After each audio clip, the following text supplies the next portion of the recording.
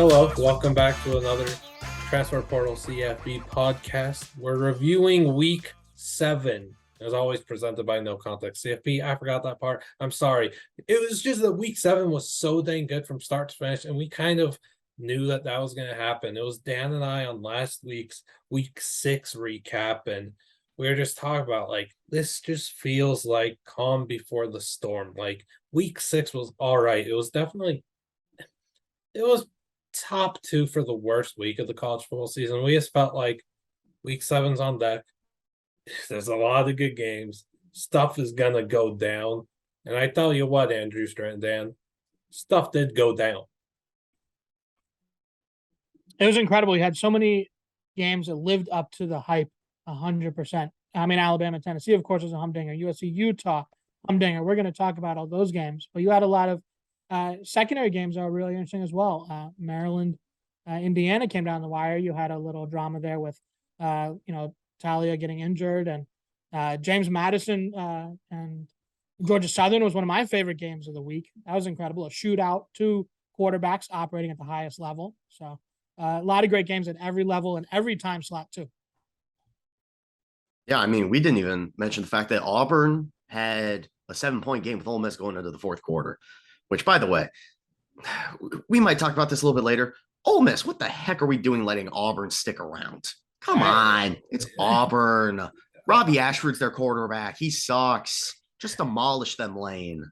Dude, I'll keep saying it about Ole Miss. That's who they are. They're not a team that's going to blow people out. Like, they're going to blow out the, ITT Techs of the world. Yeah. They didn't even do that, though. I know, this is just a team that is going to let their opponent linger around, and they're just gonna play with their food, and they're gonna eat it all eventually. But it's not gonna be pretty. They were up 21-0. They should have put them away, and they let them back in. That type of play gets you picked off. I know it does. I think Ole Miss is very susceptible. That is not the word I should have chosen. I'm not spelling it because we have football to talk about. SEC. That's how you spell SEC. You know that? But look, dude, seriously, Ole Miss has to stop. This is just the brand of football that this team in particular plays. They're going to be susceptible to getting picked off by someone. I don't know who, but is this a top 10 team? Not at all, in my opinion. Yeah, I don't think anybody thinks they're a top 10 team. They have a lot of good players. Quinshon Judkins, very good player. The best running back duo in the country. Yeah. I mean, trio, if we want to throw Ulysses in there, but he doesn't really, do much, if anything. But, they don't really need him when they have, Quinshon and Mr. Zach Evans. Mm-hmm. I think they're still more real than Syracuse and Illinois. I'd take Ole Miss over both of those. Oh, well, I don't think they're in the same tier. I don't think anybody thinks they're in the same tier. Okay, and if they do, they're stupid.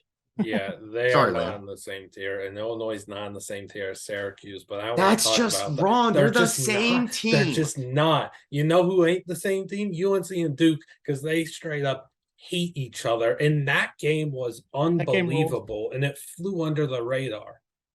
Of course it did, but it was a very good game. Drake May, the touchdown pass he throws at the end was just great. But Riley Leonard just keeps showing, he's the real deal. He's been great. I'm pretty sure they let that Drake May, that final touchdown, stand on the "it's too cool to overturn it" rule. Possibly. So technicality there. Possibly. That was a really fun ending. Victory belt, of course. If you put Drake May at a power program, and by power, I mean one of the top 10 programs in the country, you give him a good defense, he's in New York. Guarantee it. He is going to be in one of the most electric Heisman races next year with him, Quinn Ewers, and Caleb Williams. I think we need to make a 30 for 30 documentary about how insane that race is going to be. It's going to be going down to the wire in a conference championship weekend. Probably all 3 teams will be in their conference championship. It's just going to be elite. Get ready. But obviously we still have the rest of this season to talk about. We'll see if Ewers and Texas can escape next year's hose job that they're going to get every single week from Big 12 refs on the way out the door. That might true. Sabotage that. Are we going to get a repeat of the Bo Pelini versus Texas? Are we going to get something with Sark? Ooh, something to spice up the documentary. Hollywood is drooling. This is great commentary there, Andrewster. Thank you. Maybe I can voice it. I've been told I have a good voice for this kind of stuff. Now I don't. Yeah, maybe. Yeah, I mean, look, they need to get started on that 30 for 30 now. Maybe we start making E60 about this MAC season, though. There were some absolute bangers in the MAC once again. How about Toledo? They were down 21-0 in the blink of an eye against Kent State's electric offense. It was what, 31-28 Kent State lead at half. Toledo wins that game 52-31. Toledo's so good. Daquan Finn is him. Daquan is unbelievable. 7 total touchdowns. 7 total touchdowns. And yeah, he's very good. Obviously, Toledo had a 24-0 second half. And I apologize to everyone if I sound sick. I'm very sick. But I want to give flowers to Marquez Cooper real quick. 31 carries for 166 yards. When you're getting fed like that, it's sometimes a little bit tough to keep up that level of efficiency on the production. 31 carries, 166 yards. Very good for him. 2 touchdowns. He's been one of the more slept on running backs in the country. I feel like we don't really talk about the guys on the MAC because there are some talented running backs in the MAC just because of, in that region that also has the Big Ten. There's a bunch of great running backs, but we need to start talking about the Marquez Coopers because they're very talented. Yeah, and even with Cooper, it's even more impressive that he gets this volume and has gotten this volume his entire career. When you remember, Marquez Cooper is 5'6", and he's taken like 30, 35 carries a game, plus some touches in the receiving game. Marquez is one of the most just unique players in this sport because what he could do, the dynamic ability he brings, dude is unbelievable. I can't lie to y'all. I didn't watch a second of the Wisconsin-Michigan State game. I watched one play of it, flipping channels, and said, "No, I know. We're moving on." This game, I don't need this in my life. Yeah, this game fell victim to being in the worst slate it possibly could. I don't know anything that happened aside from a few touchdown plays and then whatever that weird field goal snafu was. Yeah, I'm going to talk about that game a little bit more later when we have one of our segments. Oh, you're sick. Just how am I sick? You gave us a bunch of prompts. No, you're literally sick. Okay. Yes, I'm quite literally sick. I've been sick for the last week. Which, by the way, if you ever say, you know what, let me go outside when the seasons are changing, all the trees are beautiful, a little frost in the air, get ready to be sick for 2 weeks. Stay home and watch college football, you're saying? I'm saying stay home, watch college football, get some wings. You know what? Having a little bit of stomach cramps is better than being sick from the upper body for 2 weeks. It sucks. Much like Notre Dame. Much like Notre Dame. How the heck do you lose to Stanford? Stanford sucks. So does Notre Dame. Notre Dame. It's the suck bowl. Who sucks more? Much of an idiot I feel like after you guys were roasting me for my upset special show picks.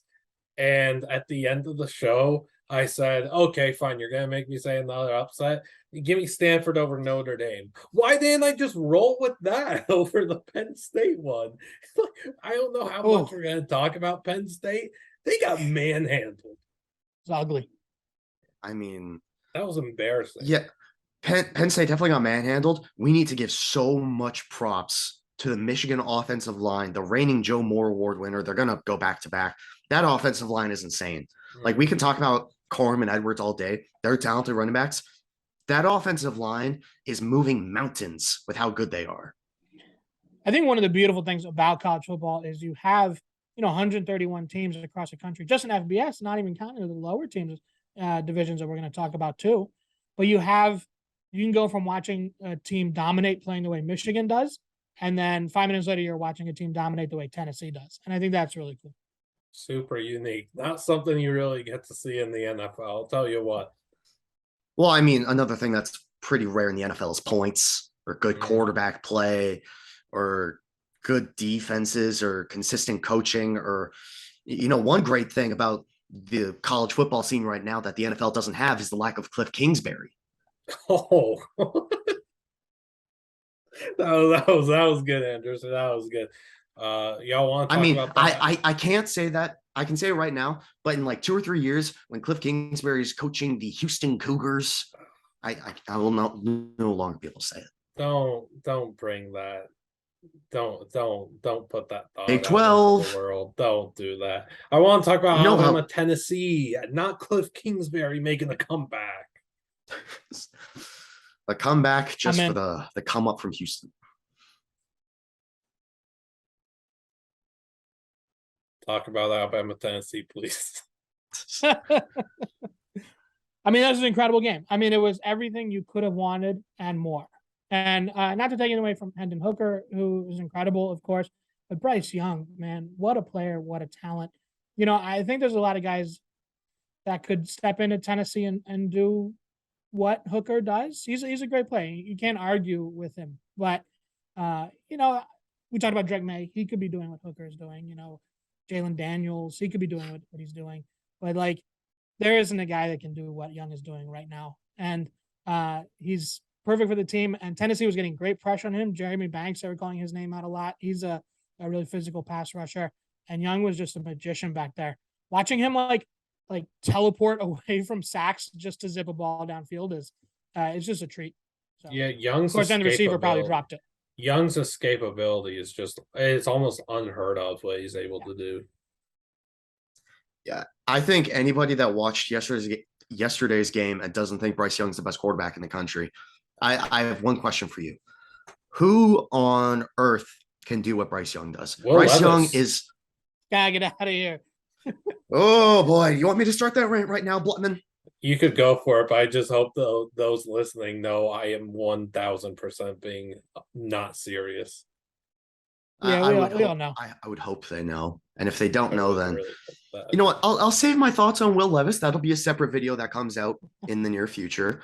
But Bryce Young, he's a magician. He's Houdini. He is Houdini. I forgot who made that call with Lamar Jackson, but he is genuinely Houdini behind the line of scrimmage.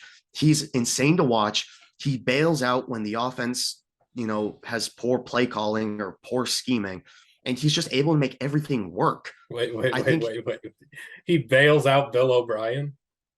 Oh, yes, 1,000,000%. My gosh. Yes. I needed you to put that together with what you were saying. I mean, if you want it to be a clip for Twitter, man, Bryce Young, he does everything in his power to bail out the absolute ineptitude that is Bill O'Brien calling an offense. It is disgusting to watch. Okay, that's been clipped. Yeah, that was good. Thank you. No, thank you. Thank you. You're welcome. Thank you, Dan. I didn't do anything. I'm just glad to see a game like this live up to the hype. I was thinking about it all week. I'm not even a fan of either of these teams. You know, honestly, I should hate Tennessee more as the division rival there from Missouri. We've had some weird games against them over the years.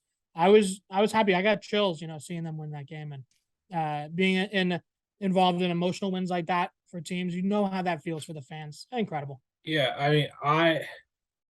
I mean, look, first off, big ups to Dylan for calling this Tennessee upset back in August. That was an absolute laser from him. I feel like I thought there were going to be more of us at the transfer portal CFB who were going to pick Tennessee. I know that there were a few of us. It kind of just felt inevitable. Like, it just felt inevitable. Like, this was the time Tennessee was going to do it. And then we were watching the game, and all I could think of was, okay, there's this moment, there's that moment, there's this other moment, there's this penalty that's being called in a bad situation, blah, blah. This is just, it's impossible to beat Alabama. It's never going to happen. And Tennessee did in just another fashion of where Alabama's special teams failed them once again. And that's a common theme in 2022. I mean, for 10 years. Yeah. I wouldn't even say it was just the special teams. That may have been the most undisciplined performance we've ever seen from a Nick Saban team. I mean, we could talk about penalties all day. It wasn't even just that they were getting penalties. It was the way they were getting penalties. False start after false start after false start. Pass interferences that it's fourth down. You cannot get a pass interference in that situation. You know, you think, oh, we need to make this play. Just don't pass interfere. Just don't. I would rather put the hands of the game in the Tennessee offense rather than the refs, because the refs can actually force something to happen. Now, granted, refs blew their the Alabama defense can force themselves to be bad, but there was just too many penalties from Alabama, too many times that Tennessee's getting free yardage, or too many times that Alabama's holding themselves back. It's bad. This was the perfect storm for Alabama to lose, because there are like 3 penalties. If they don't happen, and I'm not going to play the ifs game, because if you play the ifs, it's not good for you in the long term. But if like 3 of those penalties don't happen, Alabama probably wins this game by 2 possessions. One of the biggest plays of the game that no one's going to talk about, because Tennessee won the game, is the failed run that I don't know what happened in the exchange between Hooker and the running back. I think the running back just didn't want to take the ball. I think he assumed Hendon was going to pull it, and nothing happened. So the ball just dropped, and it was an easy run in for Dallas Turner. But that could have very well been the Tennessee moment. If Alabama isn't so freaking undisciplined, that could have been the iconic, this is Tennessee. This is the Tennessee that we've known for the last 15 years. When that happened, I thought it was over. So 1 million. Yep. I was like, well, there's the dream. There's the dream dead. It's like Kansas. The dream's dead. It just felt like Tennessee was like approaching the peak of the mountain or whatever, and then the fumble happens, and they're slowly falling down, and then Dallas Turner scores, and he's celebrating, and then you're all the way at the bottom of the mountain. You're at the base. How the heck are you going to climb back up? You got this guy named Hendon Hooker, and this guy that caught 5 touchdowns on 6 receptions. Jalen Hyatt. Look, I don't know anything about Hyatt's recruiting, but I know this. For the last like 3 or 4 months, I've just seen people that would tweet out like, Jalen Hyatt's recruiting process, blah, blah, blah, blah. It doesn't make sense to me why Alabama stopped recruiting Hyatt, blah, blah, blah, blah. Why did Florida stop recruiting Hyatt, blah, blah, blah, blah. There's all these tweets out there about Hyatt's recruiting, experience. I wish I had knowledge on it. I don't. But my goodness, good for Tennessee good for Jalen Hyatt to put this game out there. Obviously, we need Cedric Tillman to get better quickly and everything, but when guys go down, it's that next man up mentality, and Jalen Hyatt has taken full advantage of that. He's swimming in that NFL money soon enough because of what he's been able to do, and as expected, on this Saturday, Hendon Hooker was the first stamp, the first, he was the first stamp for a ticket to New York. We knew it was going to happen.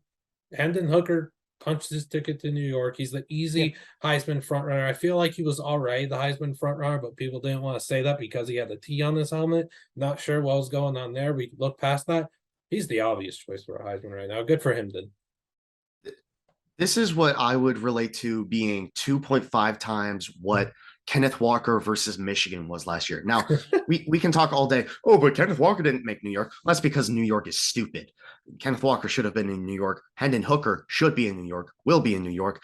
And I agree with Liam. He's the clear Heisman frontrunner right now. I don't think anybody is in the same echelon. Stroud, very good. He hasn't played Alabama. When he plays Michigan, that can be his Heisman moment. This was the Heisman moment for Hendon. Yeah, I mean, like, I just felt like, 3 weeks ago, like he was like, to me, it was him and Caleb Williams, and Caleb's not going to be in that same talk anymore because of the Utah loss, whatever. But I think it's been so clear for a while that Hendon's the front runner for the Heisman. Like, if as far as Tennessee goes, that's what we said. As far as Tennessee goes, it's because of where Hendon is going, straight to New York.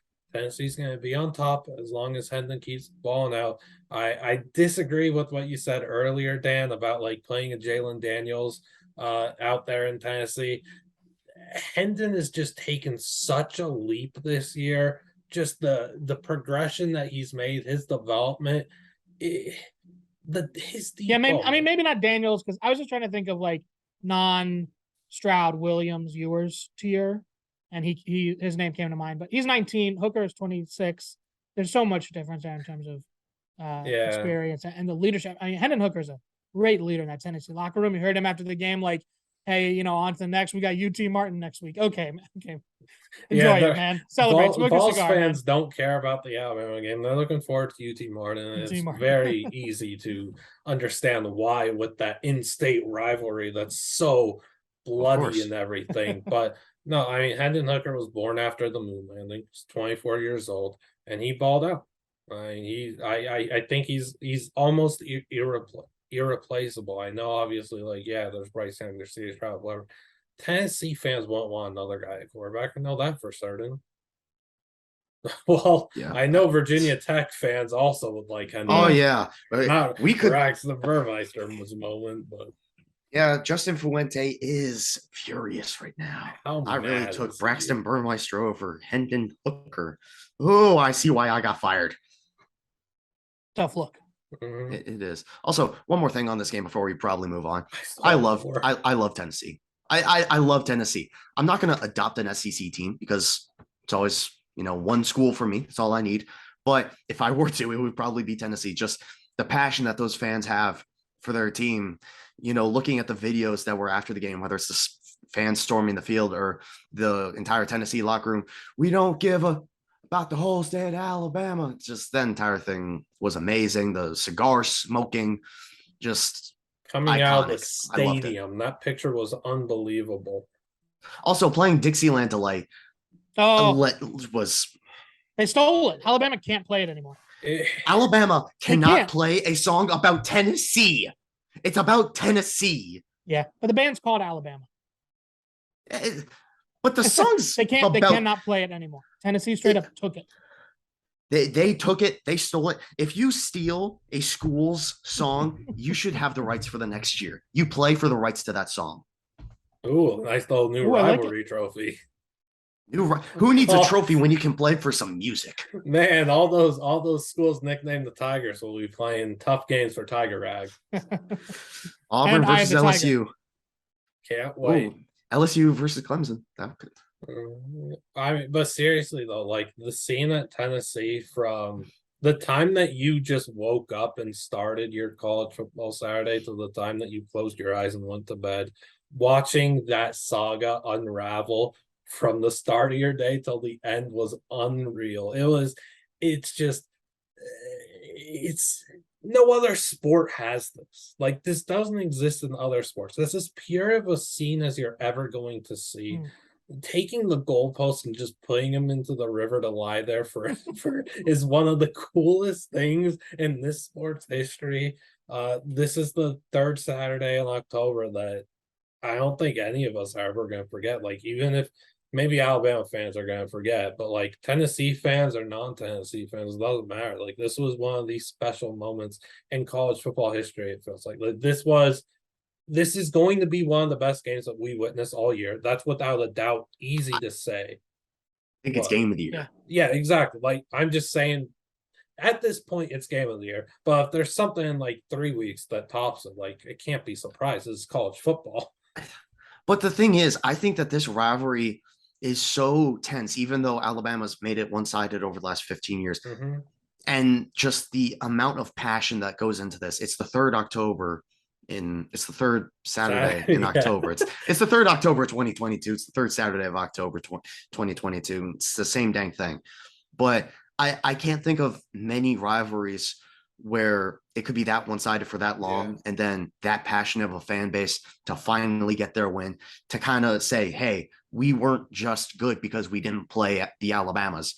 We just played the Alabamas, and we just put Alabama back to Alabama, took Alabama's song, and now we are Tennessee. I think that's a fair point to give, that why this does become game of the year is because of the atmosphere and everything from start to finish again. But dude, also some other things quickly. Alabama, again, weekly reminder, start playing your better receivers like Isaiah Bond. Kobe Prentice finally got volume and that 9 catches for 66 yards. Get him more looks. Let's find ways to get shots. Preston on the field. Jahmyr Gibbs. Holy smokes. Tough look. Why is it tough look? The drop. Oh, the drop. That's a tough drop. Yes, but I'm focusing on the positives, Andrew. So this guy is unreal. He is a talent, man. He is very talented. That's a bad drop. It is. It is. It is. And I understand happens. it's nitpicking. It's one play. It's a big play. It's a big play you got to make. No, he definitely does, but like, I don't know. It's just for me, it's just like thinking, dude, if he was still at Georgia Tech and he was Oh my still doing the gosh. things that he's doing and nobody would ever be talking about him because of the uniform he's wearing, is just so sad and such a statement of how fans view, NFL talent evaluation, or just view players being good as if where you play matters. Like, that stuff's all so garbage, dude. But hey, my prediction when Gibbs hit the portal was to go play at Tennessee. Well, imagine if he was in that offense too. And it is also funny because the commentators were talking about, man, if there isn't a clone of Alvin, or if there's a clone of Alvin Kamara, it's this guy. Tennessee versus Alabama. Kamara played at both schools. Yeah, that's also funny. Dude, I don't know. That was just an insane game, and it's kind of funny to say that. I mean, it's not funny to say, it's sad to say that the Oklahoma State TCU game was in the same time slot and nobody cared about it. Nobody. I could not care less about what happened in that game during that time frame. I had it on a second screen and I feel like I barely watched it. Like I know what happened storyline wise, but I can't like recall very many plays from it. What was going on between Alabama, Tennessee, and of course James Madison, Georgia Southern. Those two were dominating me. Yes. North Dakota State, South Dakota State. Yeah, my setup was I had the Bama game on the main TV, and then I had the TCU Okie State one on the left. And I had the NDSU South Dakota State one and on my computer. But that game went so quickly. I was able to watch what seemed like the entire second half of the James Madison game too. I honestly forget what game I had on the other TV, but it doesn't matter. Talk about this Oklahoma State one, and Dan, I felt the same way. It's like, I know the exact storyline that happens in this game. I watched a significant amount of this game. I still know a lot of the plays happen, but dude, nobody ended up caring about this game. It's so sad. This game was elite. Yeah, and it was another in that great slate that met expectations. Double overtime, correct? Or one? Yes. Double overtime. Quentin Johnston showed again that he's a star, just an absolute stud. And one thing that I did think was kind of funny was when they were rushing the field, I saw tons of point of view videos on social media this weekend of like people running on the field, and they're great, just all over all the different field rushes. And with TCU, I feel like I saw a lot of ones that were like they were like kids on the field, like junior hires and like kids, like middle schoolers. And I was like weird. But then I was also like, hey, that's really cool to seeing, that's how you build that next generation of fandom. Like, I didn't care that much about college football until I went to college. So to see kids get invested in the school early and have a good time, I thought that was really great. I thought you were gonna bring up the girl who was like in a boot and like dragging her way onto the field. I did not see that. That was hilarious. Now see, I don't know how you do that, because I know some stadiums have stairs to get onto the field, but I feel like the only way to get onto the field is jumping down, and I feel like that would not maybe be somebody good. Probably. Yeah, because I don't think it's a good idea to jump on a boot. From a football thing that I was thinking about is Richard Johnson. If you guys read him at SI Split Zone Duo podcast, he has this whole thing: don't overreact to the scripted drive. Don't overreact to the scripted drives. Meaning that first quarter, and Oklahoma State came out. It was 14-0 right off the bat. They were just had early control of this game, but really didn't do too much. TCU, great adjustments. So that was another great point in the do not overreact to the scripted drive. You will be a smarter football fan if you don't do that. Yeah, I mean, this was it was like you turn this game on, you're obviously watching the Alabama-Tennessee game, and then you kind of just look over and it's 14-0 Oklahoma State, and then it's 24-7 Oklahoma State. And it was like, well, that stinks. Right. This game's probably not going to live up to the expectation that it should or whatever. And then TCU was slowly able to just claw back, and they did it with key stops and forcing some miscues. Like there was that punt, muffed punt debacle that happened in this game, and then TCU scores 14 in the fourth quarter. And the first 3 or 4 games of the year, whatever, TCU was not getting Quentin Johnson the ball. Well, they're getting him the ball now, and it's scary. It's really scary. Yeah, I wish there was a way I could check quarter by quarter stats or quarter by quarter box score, because I'm not gonna lie, I didn't watch a second of this game, but I caught some of the key plays. But someone told me that Spencer Sanders went like 2 of 13 from the fourth quarter going into the overtimes. That sounds about right. Because he finished 16 of 36, which, by the way, awful against a TCU defense that has not been by any means, prolific. 16 of 36 from a guy that going into this game, no one really thought he would win the Heisman, but it was kind of cool to put Heisman hype behind Spencer Sanders' name. That's a pathetic performance against a defense that, once again, not that prolific. They have a lot of talented like DBs and everything, but it's just a group that can't sustain stops and can't really defend the pass at the highest level or whatever. But yeah, Spencer Sanders started so hot, and then in an instant he turned ice cold, and he was a big reason why TCU was able to claw back in it. It's just so weird because Oklahoma State has like 4 very good receivers. Like John Paul Richardson might be one of the best WR4s in the country. And again, someone that nobody talks about. This guy just does everything that's asked for from a receiver. He just does it quietly, balls out. He had a really good touchdown grab in this game. He only ends with 5 catches. I'm just kind of questioning why. I wish that I remembered exactly what happened, but maybe this was a case of Oklahoma State just, again, kind of to what Dan said, didn't have the ideal scheme. Like their scheme wasn't going late. Like the scripted drives and everything was really all that they were able to capitalize on. That's not a good sign at all.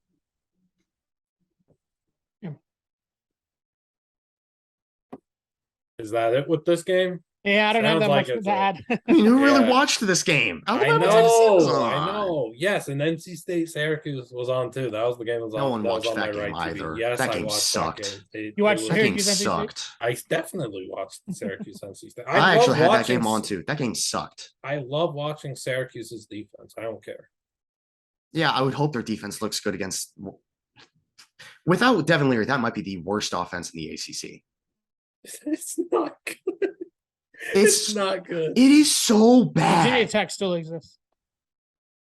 Oh, and Virginia. Oh my gosh. Can we ask, why is NC State ranked? Oh, these voters clearly thought Devin Leary. Wait, are they still ranked? Yes. Wait, what?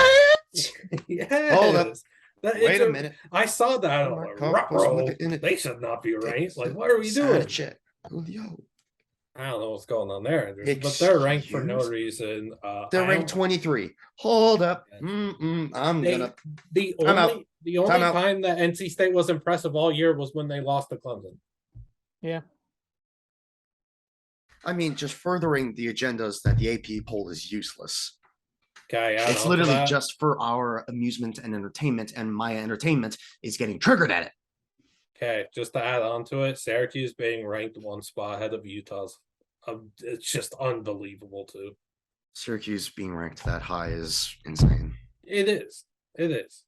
I'm glad we can agree on that. Yeah, I think Syracuse is a better team that people give them credit for, but they shouldn't be like.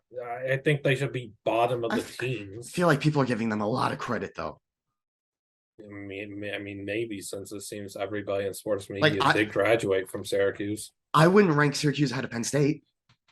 I definitely did not. I wouldn't rank Syracuse ahead of Kansas State. Dude, I don't think I'm not that high on K-State. I'm not either, though. Like K-State's very game script dependent. If you get them behind, they got to play with the lead. Does Syracuse play UNC this year?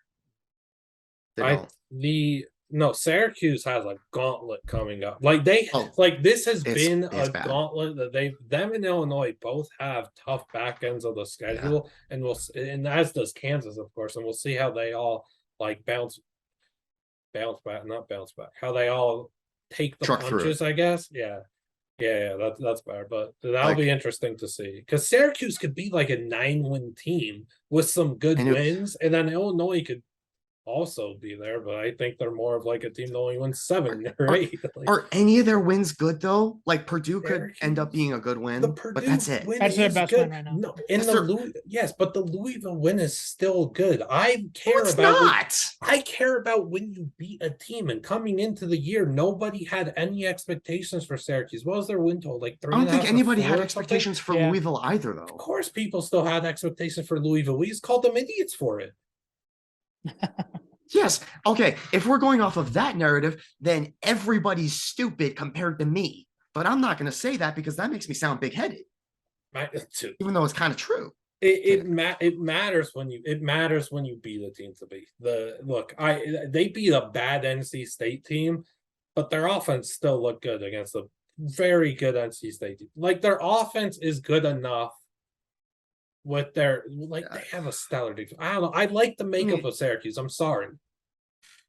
They have which NFL is ironic because all they have over the same makeup as Illinois. No, they yes, have the heck NFL they do. Dudes all over the defense. So they do. So does Illinois. Devin Witherspoon, is he not Devin NFL? Witherspoon, yes, he is Sydney not NFL? We'll have to have the verdict out there. I think Syracuse has a lot more like true NFL dudes. Devin Witherspoon, NFL. Sydney, NFL. And also, Illinois just has better trenches. That's for sure. Yeah, Syracuse's offensive line does leave a lot to be desired. And also, with how he's been playing, I love I'm taking DeVito over Schrader. I'm taking DeVito over Schrader. No, they're the same guy. No. They're the same guy. They are but DeVito doesn't really throw picks like that. Schrader had 2 picks Saturday. Dude, but like again, NC State's defense is really good. Like, so is Minnesota's. Hey man, you said you weren't. And I'm not saying that as a Minnesota guy. I'm saying that DeVito didn't throw like anything bad. That was a beautiful game call from Illinois' offense. Maybe it was scripted, a la Richard Johnson theory. I mean, scripted the entire game. If they scripted out the entire game, you know what? Fair play to them. But, well, I don't know, dude. We have to have this argument off air. We've had it so many times. The fact that you think that Syracuse is that much better than Illinois is insane. They're the same team. I don't think they're the same team. I think if these two teams play in the bowl game, it's going to be the most dominant 27-6 win you've ever seen. It would be a pick 'em.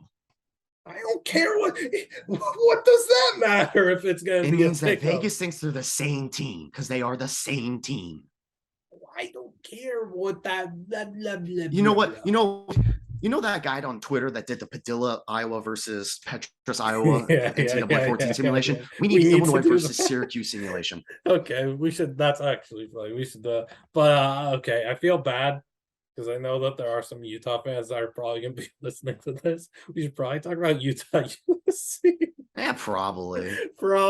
Instead of this heated Syracuse-Illinois rivalry that Andrewster and I are starting, USC-Utah was unreal. Yeah, I mean, Syracuse-Illinois isn't even like a real game. It's not like they're going to be playing.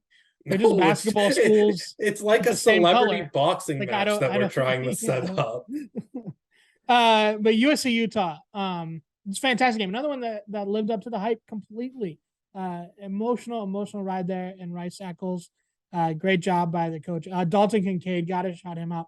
What was his final line? 200 something? 216 yards. 16 for 216 about a touchdown. He just did the job of both tight ends. So that was amazing. Faith Lutheran High School, stand up. Shout out to Lukey. That's where Lukey went. No biggie. Did he know Kincaid? I think a little. I know. Nice. Wait, I don't know if I should. Whatever. If you don't know if you should say it, don't say it. Well, it was more a funny story, but it's whatever. Let Lukey be the verdict for that. Yeah. But yeah, that was an incredible game. Obviously, very sad circumstances, but also a very, trying to figure out the words for this, a happy result for a game that meant so much to the Utah community. Obviously, Aaron Lowe and Ty Jordan, rest in peace to both of them. Just also the helmets were insane for that. The entire night was amazing for the Utah community. Felt like they needed it after so much tragedy has hit their program. And obviously that team, those were two of their brothers. So obviously it feels great for them to be able to win for both of those guys.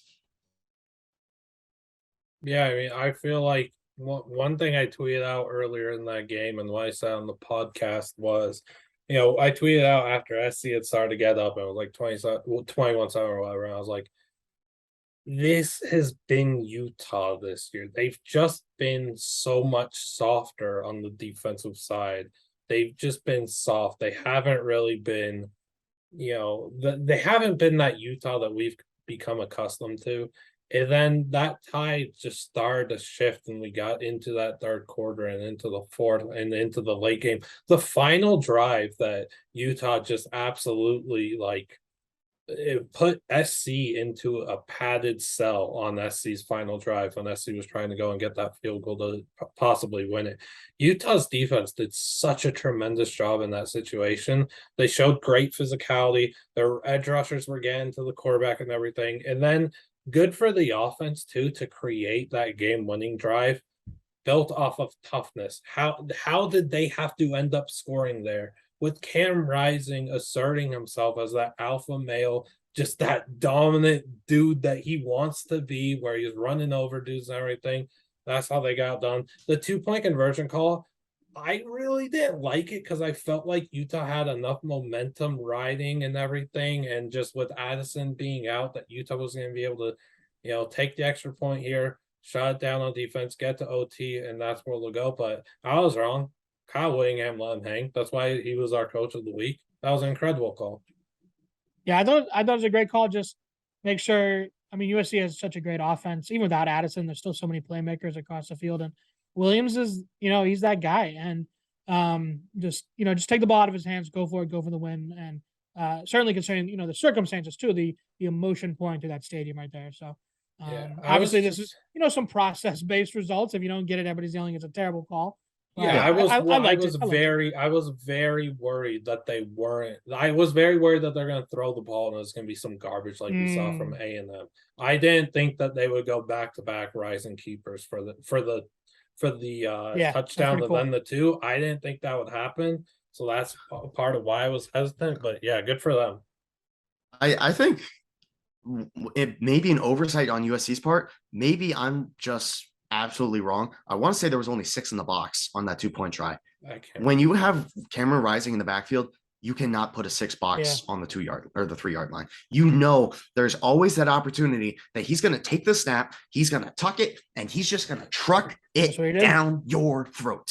I don't know why you have a weak box. I don't know why. Someone answer me, because I'm getting annoyed. I don't know. I really don't remember, but I'm now just thinking back to the Florida game and how different things could have been if maybe Utah and Rising got a little more going on the ground there. But I don't know. Like I'm thrilled for Utah. This was a game that I didn't think I would say for the last month, I didn't think there was a chance Utah would win this game until 000 hit. Yeah, I would agree. I thought they battled a lot of adversity, and really thrilled for that program that they were able to, do this on the night that they were honoring Ty and Aaron. That was really cool. A significant win for them. Just so good for them, man. Because this team is so much better than if they had 3 losses. The team is just so much better than that, man.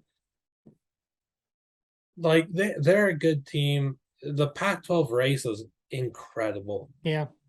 And SC gets a loss here, but they're still one of the top teams in the country, in my opinion. We'll see what happens to Addison, but that offense is wicked. Caleb, we were talking about Bryce Young's escapability and magician skills and everything.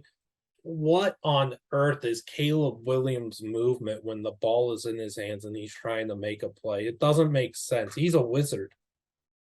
The throws he gets off downfield are off platform and rolling, about to get hit are incredible.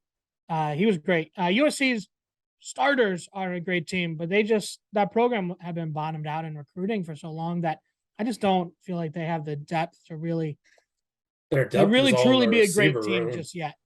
Riley will get that cooking with the recruiting and they'll get there, but right now I got him a notch below the other contenders. Yeah, I mean, their receiver room is just ridiculously deep. Right. Like Taj Washington, whenever he's making plays, whether it's blocking, or just making the catch and run, he's a stud. Mario Williams at 36.2 yards per catch, by the way, on 4 grabs. The fact that he's their WR2 is just so scary. I know a team comes out the loser in this game, but I don't feel like either team lost. Like I just feel like either SC was gonna. I know they lose because of the circumstances and the scenarios and everything, but it just felt like both teams just played such great games, man. If this weren't year one, I would agree. But it's like this is their first time in this regime being in a game like this, so it's like a house money kind of. If this were year 4 of Riley and Heritage Hall, like you don't lose that game. You know what I mean? Yeah. I know what you mean. I just think that yes, the offense for USC is dynamic. That defense is awful. We can talk all we want about the offense, and we should because it's an electric offense. USC having that bad of a defense when they have the type of pull that they did in the transfer portal is beyond me. And I understand Lincoln Riley's philosophy is never about defense. It's about outscoring the team no matter the cost. But that defense is atrociously bad. And yes, people say, oh, but they only gave up like 10 points to Oregon State. They also got 4 picks. Now, picks are sometimes, that's good defense. It's also other times, well, we kind of got lucky because the quarterback sucked. And I feel like we're now finding that balance in the turnover luck. USC isn't getting as many of those balls because now they're going to start playing the top teams in the Pac-12. They're not going to play the Oregon States, the Washington States, even though they didn't get a turnover against Washington State. They just outclassed Washington State. When they play UCLA, that's going to be a game where that defense is really going to get tested. Yeah, I mean, the SC defense, like they get cash, and as I've said, they're just so opportunistic. Like they lead the country in turnovers. So I think they have 17 or 18. Don't roll your eyes at me, Andrewster, because I'm agreeing with you. I feel like you're trying to be nice saying opportunistic. We can say the word lucky. I mean, I'd rather use the word opportunistic. Yeah, I'm fine with that. I think they've recovered 11 out of 12 fumbles. That's insane. That's insane. It is. Picks are picks. If you make plays on the ball, you're going to get some picks. But 11 out of 12 that balances out. I do want to say too on Lincoln Riley, this is where kind of the concerns come in with him, I guess, because of the defenses and everything, and losing close games like this. Whatever. Something he said was, we were 1 inch away several times, and then he has added that they were close to running away with the game at several points. Oklahoma fans went to just extreme levels in the quote retweets on that tweet and just tweeting about Lincoln, because that's something that they heard all the time when Riley was at Oklahoma, something along those exact lines, like words, like that's crazy. And then Riley also just called out the officiating and said it was really bad. It was terrible. We should have won. I mean, it was awful officiating, but you can't say it was it was both ways. Both ways. Yeah. There was a penalty on 19 straight plays, I swear. Oh yeah, I remember sending out the tweet from the account where it's like Utah and USC every play, and it's just flag. And they weren't even good ones. They were guys making tackles, and Brock Horde was going to have an aneurysm. Can we talk about those targetings for a second? It's this conference, dude. Has the worst officiating. I know they do, but everyone wants to say that their conference has the worst officiating. But no, it's the Pac-12 refs, and that's been evidence since like 2012 or 13 or whatever, where we're all on Twitter complaining. Most bad clips stem from a Pac-12 ref, and most bad targeting calls are from this garbage conference. I would say the Pac-12 is the worst, and kind of a close second to the Big 12. The Big 12 is also atrocious. So bad. And then you have the Pac-12 that like shares the rest with the Mountain West too, so the Mountain wasn't really bad. But yeah, I don't know. Really, really, really good win for Utah. Really good for them. Their ranking is not, where it should be. They're a much better team. Where are they? Like 16 or whatever? Is that right? Probably like 17 or 18 if I had to guess. Let me look real quick. But I got yeah. pulled up on my phone. Okay. Grab it. We'll wait on Andrewster to find numbers. I think it's 16. Syracuse is 15. Utah is 20. No. Wait, no, that's last week. Why is it Yes. showing week 7? Okay, ESPN app, please fix your garbage. You keep talking. We don't need that. Yeah, I'm talking. Oh, they're 15. Okay, they're 15. Yeah, 15. So Syracuse is 14. And Syracuse is 14. Are they the highest two-loss team? I would have to guess. Assume so. Texas? No, they're higher. No, Texas is like 20. They are higher than Texas is 20. Kentucky's 19. Utah's 15. Those are the 2-loss teams. Yeah. Look, before we kind of get into some other things about the slate, we do still have to talk about number 1 versus number 2. South Dakota State, North Dakota State was so good. I mean, just I really wish I could have been up there for that game. That would have. Oh, that would have been good. Now, granted, I'm super sick. I probably wouldn't have been able to make it, but that game was something else. I still think they're the top 2 teams in the FCS. It's without doubt. Like, if this isn't the national championship game, then we are terrible. Like, we're robbed. We need to call the FBI because we've been robbed of something so valuable. I think the top 3 right now is SDSU. You have to put 1. I would put 2 North Dakota State, and I would put Jackson State 3. Jackson State is murdering people. It's bad what they're doing. I think what they're doing is criminal offense in 17 states. I didn't think that you were going to go up there and put Jackson State out there. I thought you might go say Incarnate Word, honestly, but they're probably top 5. Yeah, like Jackson State this is unheard of from an HBCU in this era. I can't wait to see them in the playoff. Like those. They're not gonna. Why? HBC made it last year. Florida A&M made it. Jackson State should make it. They won't be in the playoff. Why? We'll go to Celebration Bowl. Oh god. Yeah. I hate that rule. Yeah. I hate it. I mean, it's a choice on their part. It'd be cool to see them in the playoffs, but I feel like Dion should choose the playoffs. He's already getting in a little hot water in those leagues for like stirring up, not being swapped. What he's doing is great for them.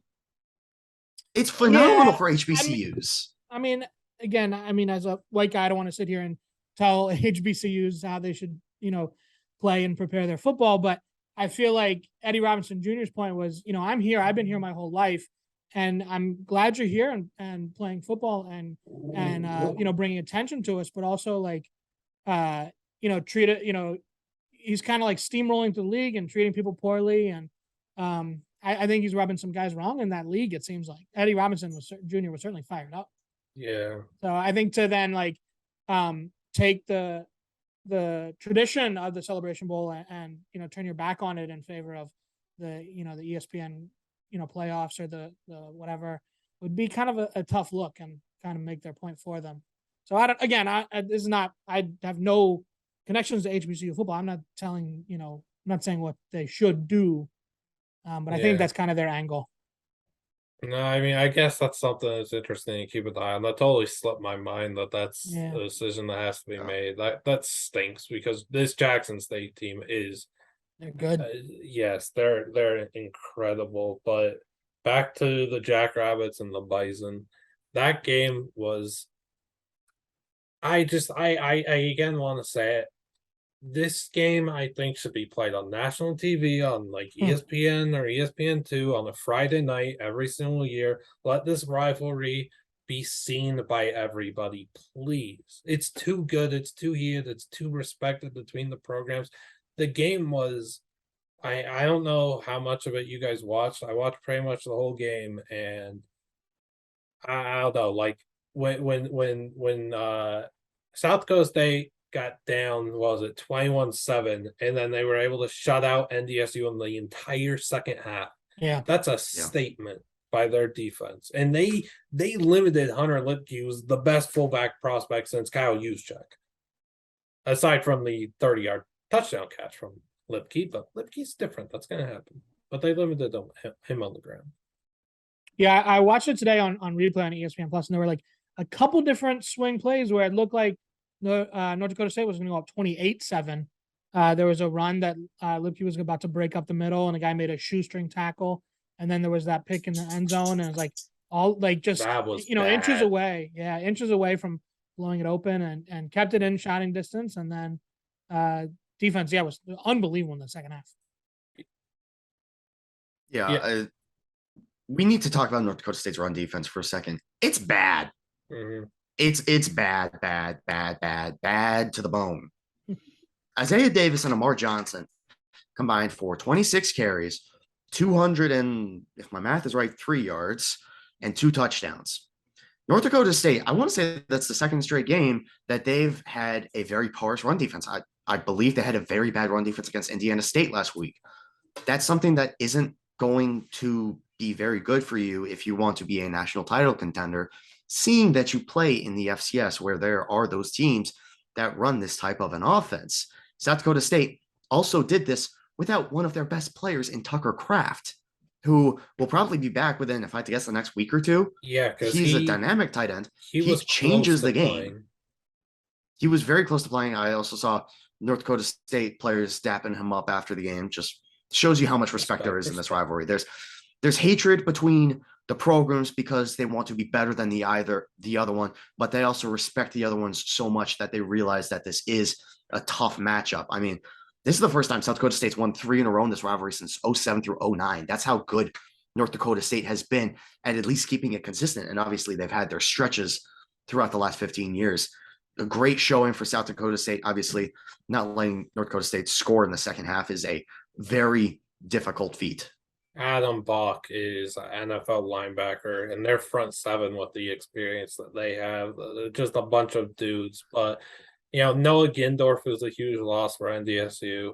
That's tough for them. That his rehab just didn't go well or whatever, and that was kind of evident when he got back on the field. But once SDSU gets Tucker Kraft back, that's scary. Isaiah Davis has taken the reins of the FCS's #1 running back. He's just a different beast.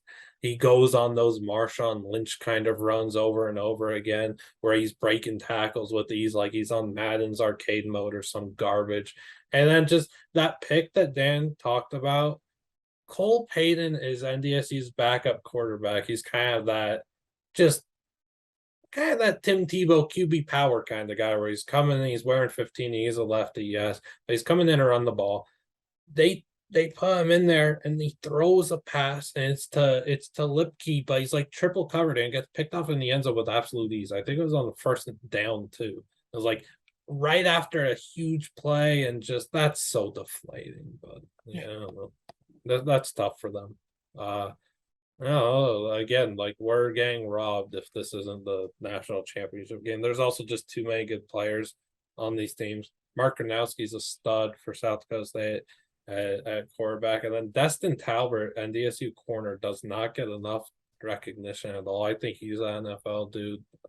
Yeah, that was a stellar game. I just wish people could have watched it outside of us three. Okay. You have ESPN Plus, so you can log in at any time right now and enjoy it. Don't put SDSU versus NDSU behind a paywall. Give it to us for free.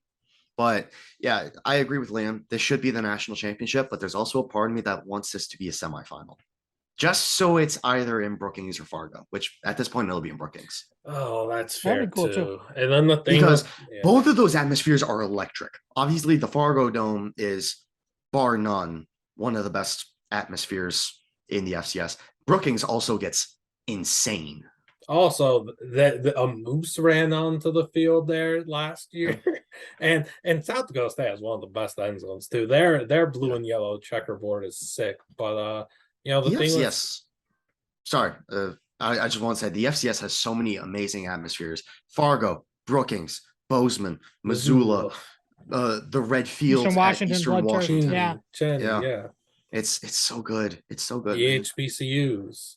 Yeah. HBCUs. Florida. Jackson State has a fun stadium to watch football at.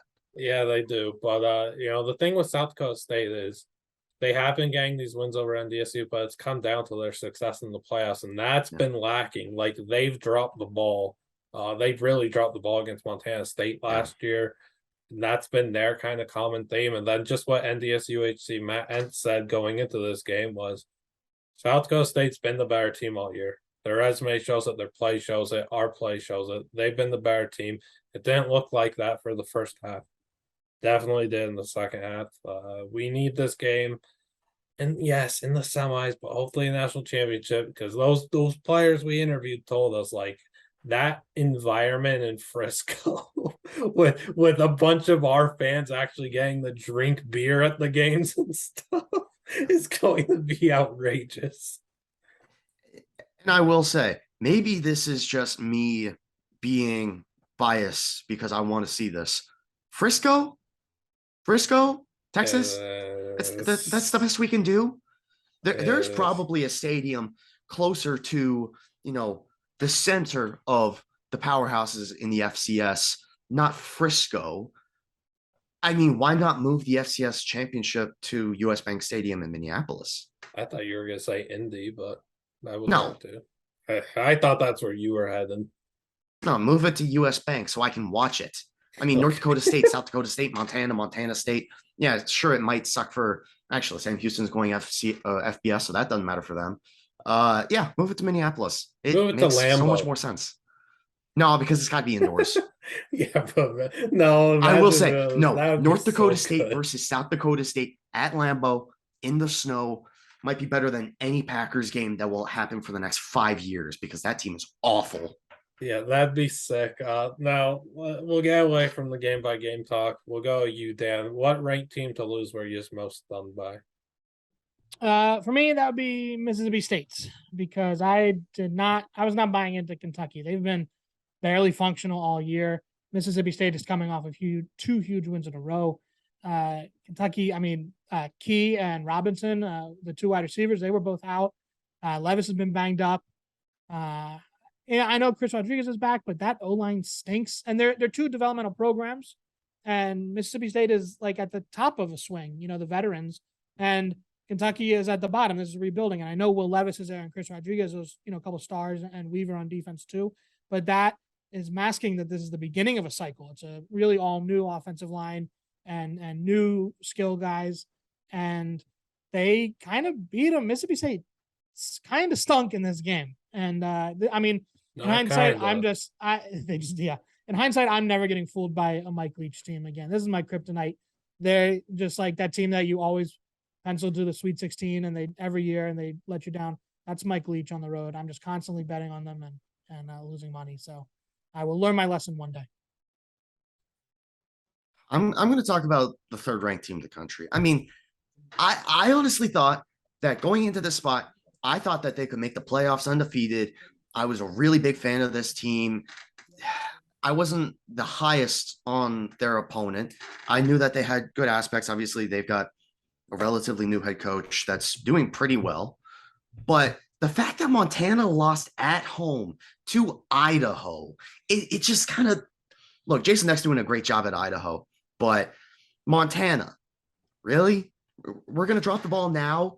North Dakota State just lost. You have a chance to get some momentum going into the latter half of the season, and you drop the ball against Idaho to lose the Stein. I was pretty dang shocked that, let alone they lost. I was shocked, let alone that was a game. Idaho has been playing some competitive games. We obviously remember the one against Washington State. Was blanking on Wazoo for a second. I don't know why. Yeah, I actually went with James Madison. I thought it was kind of obvious. I know Andrewster went in a completely different world there with the FCS and everything, but like half the reason of this JMU pick for me is because 68 ranked teams that lost played ranked opponents. There were two of them that lost to unranked opponents. That was Kansas to Oklahoma, which I felt like was just I felt like that was an obvious result. I truly did, and that especially without Jalen Daniels. And then the other one was JMU losing to Georgia Southern. JMU gets up 14-0 early in the second quarter, and then everything just started to unravel. You had a block punt that tied the game at like 10:58 in the second quarter. So your 14-0 lead evaporates in a nanosecond. JMU opened the second half quick score.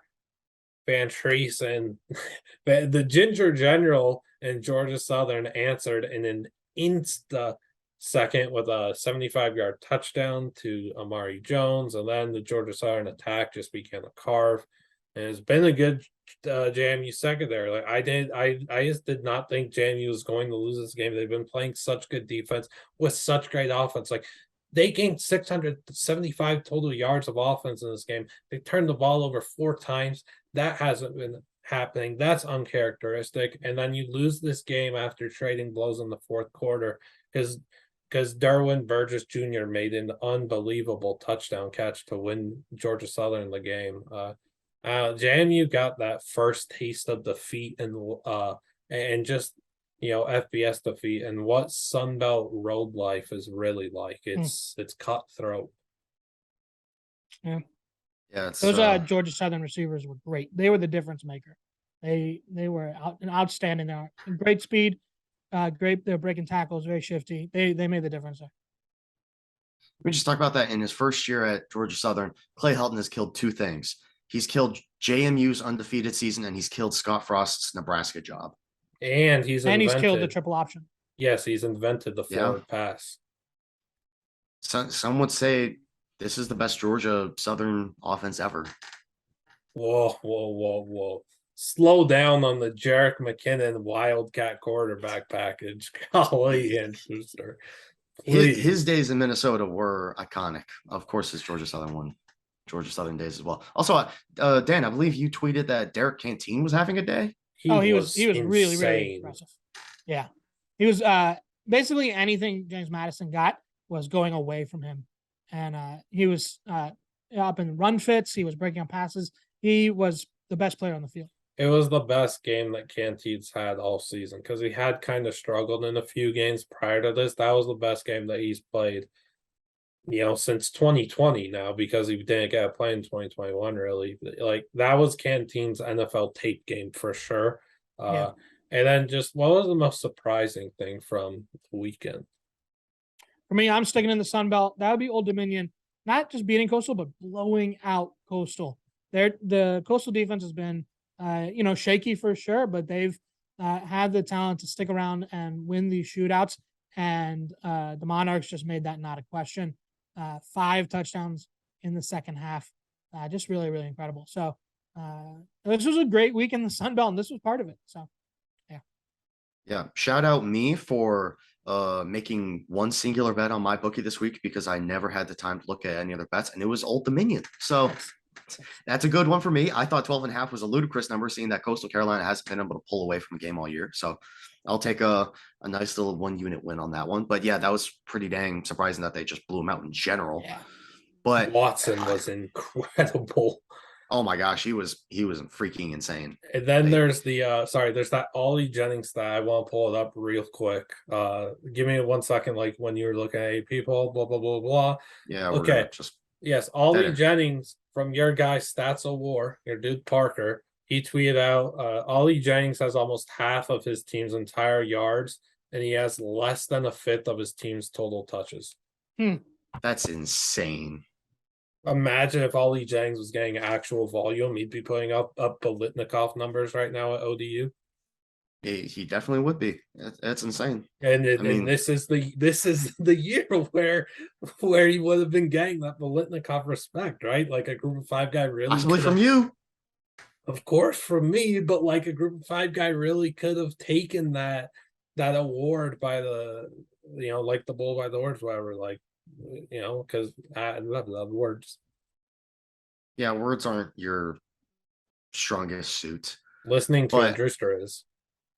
And you're about to do that because the most surprising thing from this weekend, how the heck did this happen? How have we not talked about it? How the heck are pigs flying? Is just everything going wrong, or is everything going right in Boulder, Colorado? Because the Buffaloes just won a football game. And not only did they win a football game, they won a football game by stopping the run. What? Huh? They stopped Jaden Ott, neutralized him completely, and took down Cal. Now, granted, Cal's not a very good football team, but they won a football game. You know what? Props are given where props are due. I doubted Colorado. I thought for sure they were going 0-12. I doubted Mike Sanford. And you know what? Congratulations. You beat your ceiling of 0-12. Now your ceiling's 1-11 because they still suck. Yeah, there's no way that Colorado's going to win another game. I have no idea how Cal actually dropped the ball here and let this happen. That's just so embarrassing, man. It's so embarrassing.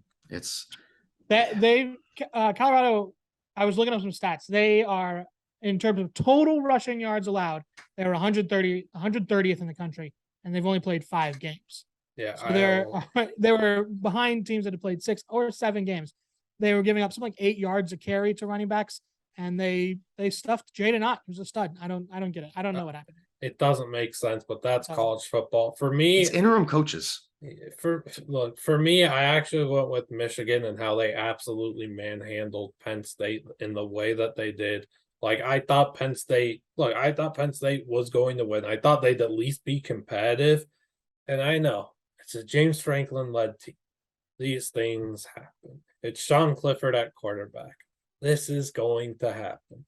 But it's still like they got pushed around like they were Pop Warner kids. And that's not something that I was expecting, because it's not something that Michigan was able to do against Iowa, against Maryland, against Indiana. Michigan wasn't able to just be that dominant presence, that daunting presence from all 11 players on the field and push people around like the kid at recess or whatever when you're bullying him. Like, this was unbelievable what Michigan did.